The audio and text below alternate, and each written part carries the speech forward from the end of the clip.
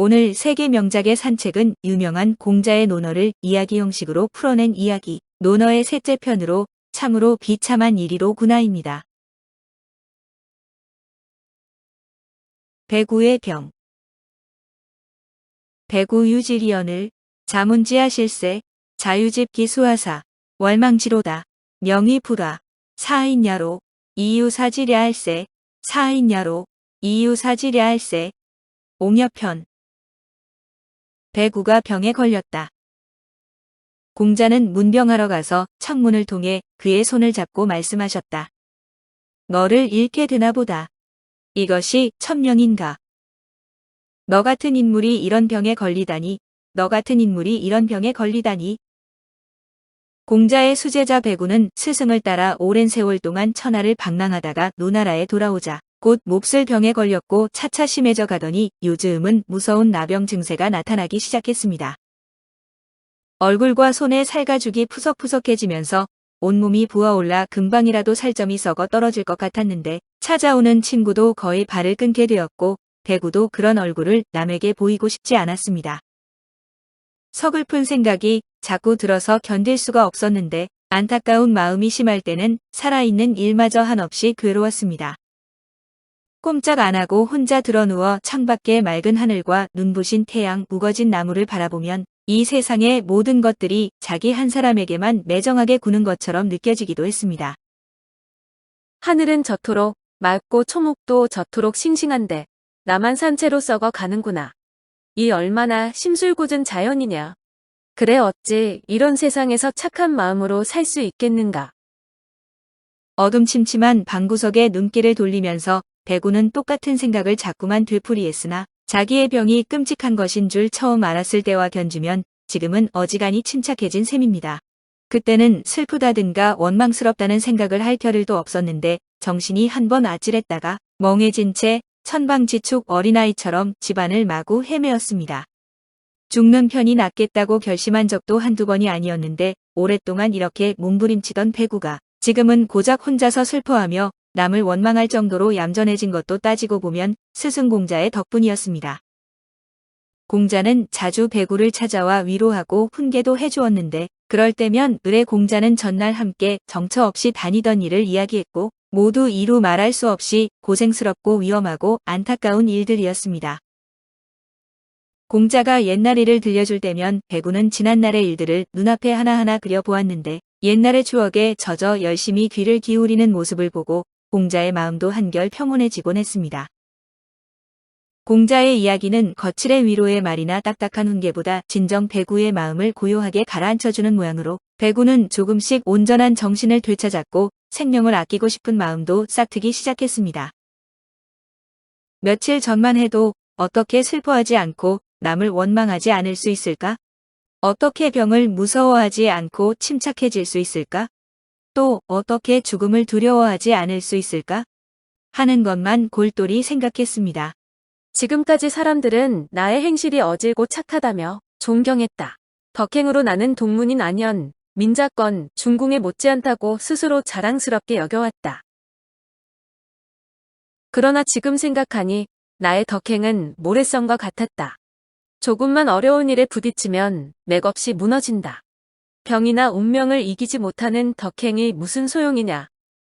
이렇게 혼자 뉘우칠 양이면 전날 스승을 모시고 나그네 길을 가다가 진체의 평야에서 겪었던 일이 머리에 떠오르곤 했는데 당시 먹을 것을 구하지 못해 일행이 모두 굶어 죽을 지경에 빠졌습니다. 하지만 공자는 당황하지 않고 제자들에게 아무리 학식과 덕행이 있는 군자도 궁할 때가 있는데 이때 행동을 거칠게 하면 그 사람은 한낱 평범한 인간이지 군자라고 할 수는 없다고 타일렀습니다.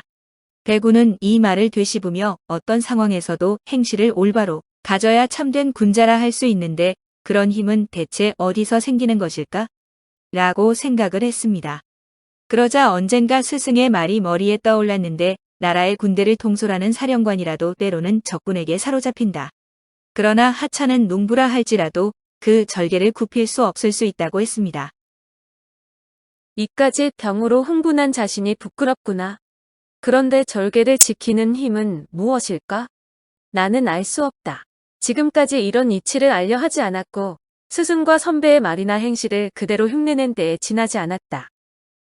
배구는 새삼 크게 감동되어 반성하는 동안에는 마음이 어지럽지 않았는데 문제를 근본적으로 확실히 풀지는 못했지만 마음 한구석에 사람다운 빛이 비친 것만은 사실이었습니다. 적어도 이 시간만은 자꾸 썩어가는 자기의 몸을 잊을 수 있었으나 어쩌다 몸을 움직여 심한 아픔을 느끼면 정신이 번쩍 들어서 자기 손을 살펴봅니다. 그리고 손을 얼굴에 갖다 대고 손가락으로 눈썹과 코 언저리를 조심스럽게 만져보면 그 순간부터 배구는 다시금 두려움과 낙심, 의문과 저주에 사로잡히곤 했습니다. 오늘은 아침부터 마음이 산란했고 평소 다정하던 친구들마저 공연히 원망스러웠는데 사실 친구들은 배구가 부끄러워할까봐 찾아오지 않았지만 그 일을 반대로 오해했습니다. 모두 내게서 병이 옮을까봐 무서워하는 모양이다. 그러면서도 저희끼리는 오히려 나를 위하듯이 말할 테지. 자기가 싫어하는 일은 남에게 베풀지 말라고 하신 스승님의 말씀을 얼싸 좋다 하며 내세울 거야. 한번 삐뚤게 생각을 하면 심지어 스승인 공자에 대해서도 겉으로는 훌륭한 말씀을 해주시지만 속마음이 어떤지 누가 안담? 하는 의심이 자꾸만 생겼습니다. 그러고 보니 스승께서도 근 한 달이나 오시지 않는다. 지금 생각하면 나의 얼굴이 온통 짓무르기 시작할 때 만나 뵈었을 뿐이다. 마침내 스승께서도 나를 멀리 하시는구나. 스승께선 툭하면 상록수는 여름철이 지나 겨울이 와야 알아본다고 말씀하셨지만 스승님은 과연 상록수일까? 나는 이런 병을 앓는 덕분에 세상에서 성인이라고 존경하는 사람의 본심을 알게 된 것 같다. 배구는 눈썹 하나 남지 않고 팅팅 부은 얼굴을 기분 나쁘게 찌그리며 코웃음을 쳤으나 그 웃음이 지나간 다음에는 씁쓸한 마음에 더욱더 표정이 안 좋아질 뿐이었습니다. 어쩐지 공자의 겉껍질을 벗기기 위해 자기가 희생당하는 것만 같았는데 공자를 위해 얼마나 고생했던가. 그런데 몹쓸 병에 걸려서야 원래의 모습을 확실히 보게 될 줄이야. 라고 생각했습니다. 이때 하인이 들어와 공자님께서 문병하러 오셨습니다 라고 말하자 배구는 가슴이 뜨끔했고 마치 모진 꿈에서 깨어난 듯이 잠시 천장을 멍하니 바라보았습니다. 이윽고 벌떡 일어나 앉았다가 금방 다시 들어눕고는 호치부를 푹 뒤집었었는데 이불에 덮인 어깨 언저리가 파르르 떨리고 있었습니다. 하인은 침대 앞으로 한 발 다가서며 이 방으로 모셔올까요? 라고 말하자 배구는 대답하지 않았는데 하인은 머리를 갸웃거리며 잠깐 생각하더니 혼자 결정을 짓고 문을 열고 나갔습니다. 조용한 시간이 잠시 흘렀고 그동안 배구는 이불 속에서 온몸을 사뭇 떨었는데 벼랑간 창문 밖으로부터 공자의 말소리가 들려왔습니다. 내 말을 들어라. 나는 굳이 너의 얼굴을 볼 마음은 없다. 너의 목소리만이라도 듣고 싶어서 이렇게 찾아왔다. 그래, 요즘은 어떠냐? 여전히 안 좋을 테지? 하지만 마음만은 편하게 가져야지. 그렇지 못하면 군자로서 커다란 수치다. 선생님, 용서하십시오. 배구는 이불 속에서 울먹였습니다. 자, 그대로 누워 있어야 해. 내 기분은 나도 잘 안다. 남에게 기분 상하는 얼굴을 보이지 않으려는 그 마음은 오히려 갸륵하다. 그렇지만 공자는 좀 더 힘을 주어 말했습니다. 내가 만약 그 병을 부끄러워해 얼굴을 가린다면 그것은 올바른 생각이 아니다. 너의 명은 하늘이 정한 운명이다. 천명은 천명인 대로 일단 받아들이고 그것을 조용히 참아 이겨내는 데에 사람의 길이 있다. 그야말로 크고 넓은 길이다. 이 길을 걷는 사람만이 참된 슬기와 어짐과 용기의 덕행을 완전히 이룩할 수 있다. 그리고 망설임과 근심과 두려움이 없는 마음을 가질 수 있다. 배구는 흐느껴 울었는데 울음소리는 창문 밖에 서 있는 공자의 귀에 똑똑히 들렸고 공자의 얼굴은 창틀에 가려 방 안에서는 볼 수 없었습니다. 흡사 코끼리 가죽같이 거칠대로 거칠어진 배구의 손이 호치불 속에서 바들바들 떨며 천천히 모습을 드러냈는데 그 손을 어느 틈엔가 공자가 꼭 잡고 있었고 이불 속에서는 다시 흐느낌 소리가 들려왔습니다. 너도 나도 이 세상을 떠날 날이 눈앞에 와 있다. 부디 서로 마음을 편안하게 가졌으면 좋겠다. 말을 마친 공자는 배구의 손을 놓았고 조용히 문 밖으로 걸어 나갔는데 공자는 그동안에도 뒤따라 나온 시중꾼을 몇 번이나 돌아다보며 탄식해 마지 않았습니다. 천명이다. 천명이야. 그렇더라도 저만한 인물이 왜 하필이면 그 몹쓸 병에 걸렸을까? 참으로 비참한 일이로구나. 그로부터 오랜 시간이 지난 뒤에야 배구는 흉하게 일그러진 얼굴을 가만히 드러냈고 온몸에 밴 땀을 조심스럽게 닦으며 자리에서 일어나 앉았습니다. 한없는 뉘우침 속에서도 그 밑바닥에 흐르는 개운한 기분을 배구는 확실히 느낄 수 있었습니다. 아침에 길을 알게 된다면 저녁에 죽어도 여한이 없다는 예전에 들은 공자의 이 말에는 과연 깊은 뜻이 있다고 새삼 감동했습니다. 지금의 이 순간이 바로 영혼에 통한다. 이 순간 올바른 길을 걷는 마음이야말로 삶과 죽음을 뛰어넘어 영원히 살아가는 마음이라고 깨달았습니다. 천명. 그렇다. 모든 것은 천명이다. 병든 사람이나 건강한 사람이나 모두가 하나의 커다란 천명대로 살고 있다. 하늘은 완전한 하나다. 하늘의 마음에는 자기와 남의 구별이 없다. 하물며 악한 마음이 있을 리가 없다. 하늘은 오로지 그가 갈 길을 걷고 있을 뿐이다. 이 천명을 깊이 깨닫는 사람만이 지금의 길을 살아서 걸어갈 수 있다.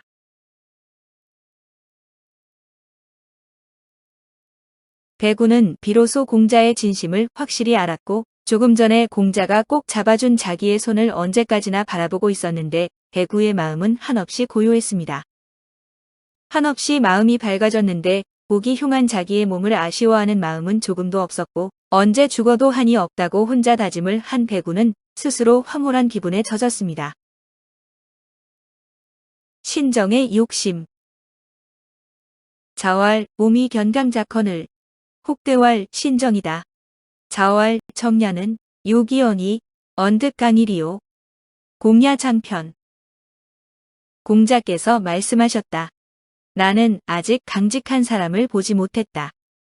어떤 사람이 대답하기를 신정이란 사람이 있지 않습니까? 공자께서 말씀하셨다.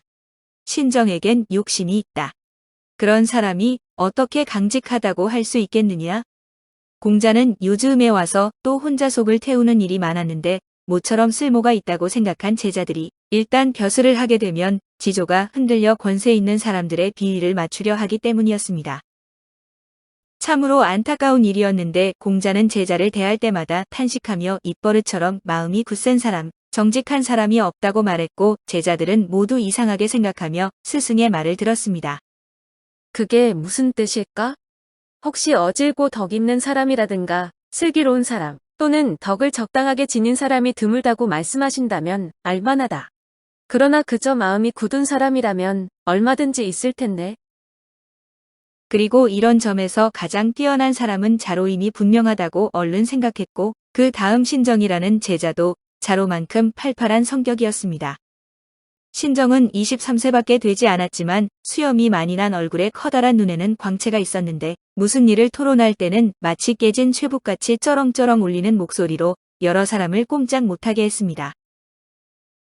이럴 때면 상대가 선배라도 사양하지 않았는데 자부심이 무척 강하기 때문으로 어쩌다 화가 치밀면 싸움도 서슴지 않겠다는 식으로 덤벼들기도 했습니다. 그래서 어지간히 강한 사람이 아니면 대개 신정에게 난처한 꼴을 당하기가 일쑤였고 스승인 공자조차 애를 먹는 일이 가끔 있을 정도였습니다. 하지만 젊은 제자들은 신정 때문에 욕을 보면서도 속으로 통쾌한 사람이라고 좋아했는데 선배들이 스승 앞에 오면 겸손해져서 말도 못하는 주제에 후배들을 억누른다고 마땅치 않게 여겼습니다. 그런데 신정만은 선배에 대해 언제나 강직하고 대담하게 행동했는데 이따금 지나칠 적도 있지만 젊은 제자들은 오히려 신정이 자기들이 할 말을 대신 속 시원히 하고 있다며 좋아했습니다. 그런 의미에서 신정은 같은 또래에게 인기가 있었고 제법 존경도 받았고 어느 틈엔가 강직한 사람이라면 누구보다 신정이 첫째다라는 소문이 돌게 되었습니다. 이날 젊은 제자 몇몇이 공자의 가르침을 받고 있으려니까 공자가 한숨을 지으며 마음이 굳센 사람이 없다. 강직한 사람이 없어 라고 말했습니다. 그러자 이 말을 기다리기나 한 듯이 한 제자가 나서며 그런 사람이라면 신정이 있지 않습니까? 라고 말하자 공자는 한참 쳐다보다 딱한 표정으로 신정에겐 욕심이 많다고 대답을 했습니다. 이 말을 들은 제자들은 오히려 스승께서 이상하다고 생각했는데 제자들이 그렇게 생각한 데에는 그럴 만한 이유가 있었습니다. 첫째, 그들의 눈에는 신정이 절대로 욕심 있는 사람으로 보이지 않았고 돈 따위는 거들 떠보지도 않는 것이 신정의 유별난 성품이었기 때문이었습니다. 오히려 신정은 돈을 곧잘 모으는 자공에 대해 항상 역겨운 생각을 하고 있었는데 물론 신정도 안회처럼 가난에 만족하는 사람이라고 할 수는 없었습니다. 그렇지만 스승에게서 욕심이 많다는 말을 들을 만한 사람은 절대로 아니며 설령 욕심이 많다고 하더라도 굳세고 강직한 인물인 것만은 틀림없는 사실이었습니다. 이런 점은 그의 일상생활에서도 엿볼 수 있었는데 공자마저 신정의 그러한 말과 행동 때문에 얼마나 애를 먹는지 모릅니다.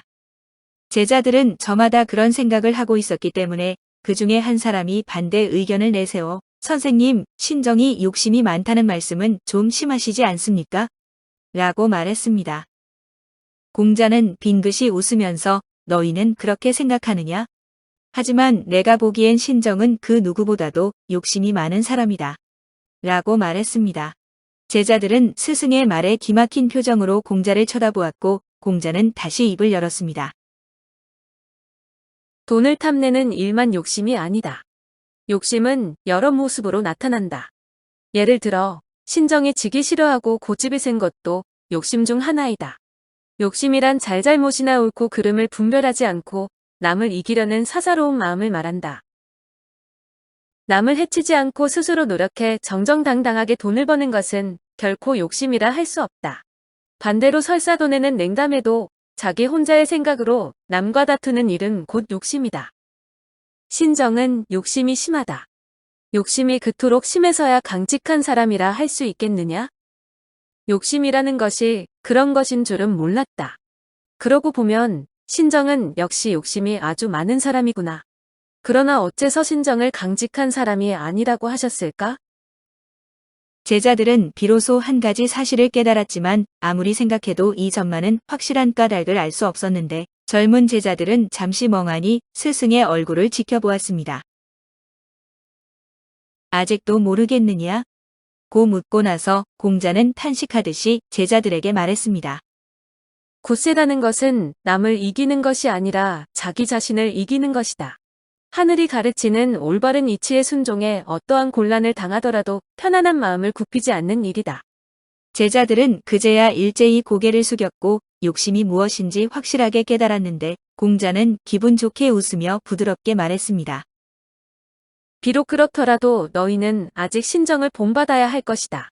신정이 찬찬치 못한 것도 돈이나 권력을 얻으려는 생각이 아니라 천리 즉 천지자연의 올바르고 참된 이치를 알고자 하기 때문이다. 제자들은 갑자기 자기들의 결점을 지적당한 듯이 느꼈고 몇 번인가 열없는 얼굴로 서로 쳐다보았습니다. 이야기 논어 네 번째 이야기로 이어집니다.